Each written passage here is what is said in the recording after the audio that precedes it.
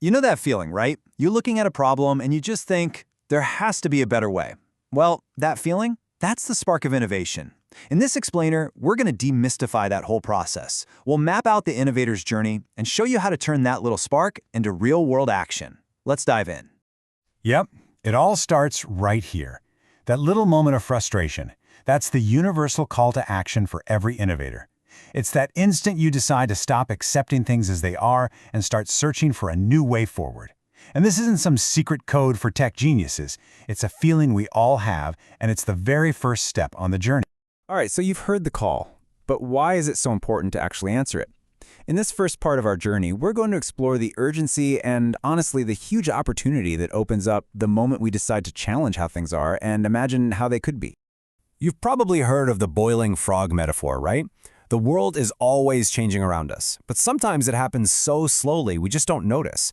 It's like that frog in a pot of water that's slowly heating up. It gets comfortable, doesn't sense the danger, and by the time it realizes what's happening, it's too late. Innovation then is our way of being smart enough to feel the water getting warmer and making a conscious choice to jump before we have to. This leads us right into something called the 1% rule. In almost any online space, a whopping 90% of people are just passive observers. They're lurkers. Then you have about 9% who contribute a little here and there. But only 1%, just one, are the creators actually driving things forward. So that call to innovate, it's really a challenge to you. Step out of that 90%. Become a contributor or even a creator, because that's where the real learning and the real impact happens.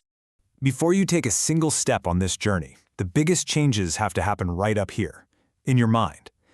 This next section is all about adopting the right innovator's mindset, because that's the engine that's going to power you forward through everything else. So many of us get stuck in what's called student mode. You know the feeling. I just need to read one more book, or I'll take one more course, then I'll be ready. The innovator's mindset flips this completely. It's all about shifting into creator mode, where you have a bias toward action. You learn by doing, by experimenting, and, this is a big one, by embracing the fact that it's not going to be perfect the first time. Or the second, and that's okay. And of course, there's that mental chatter, that nagging voice of self-doubt. You know, the what if I fail voice, or the but there are so many people more expert than me voice. Sound familiar? These are super common thoughts that hold us back. The key is to recognize them for what they are, just thoughts, not facts. And trust me, everyone feels this, even the most successful innovators. The first step is to just not believe everything you think.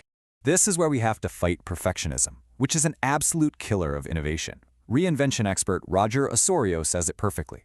The sooner you start, the sooner you can begin improving.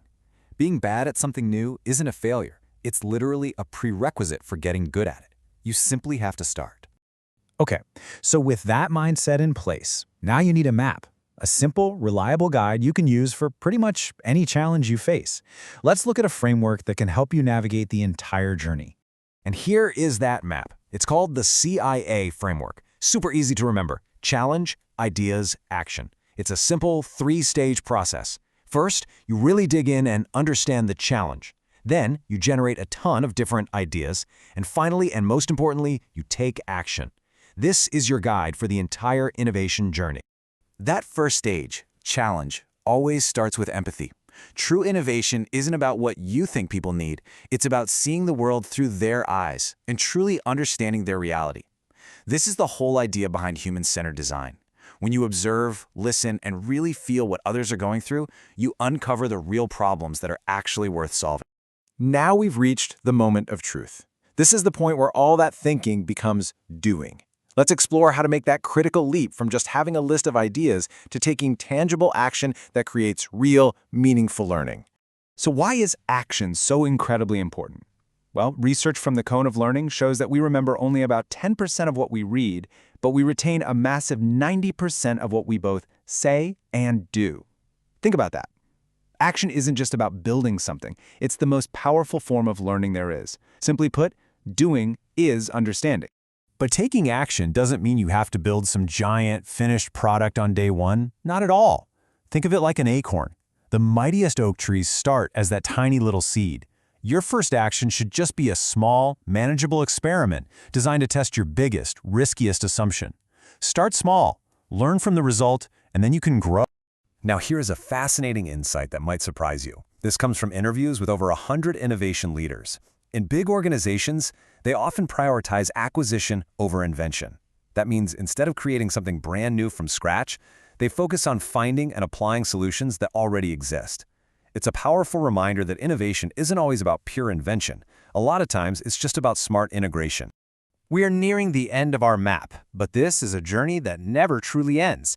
The final, crucial piece of the innovator's mindset is realizing that innovation is a continuous practice, not some final destination you arrive at.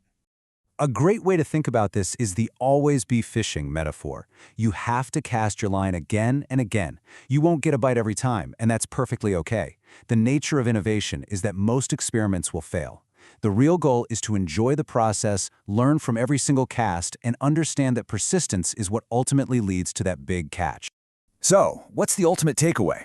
The innovator's journey isn't some grand, intimidating quest. It's just a series of small, learnable steps powered by the right mindset. It doesn't start in a boardroom or a lab. It starts with a single question. So I'll leave you with this one. What small experiment will you run tomorrow?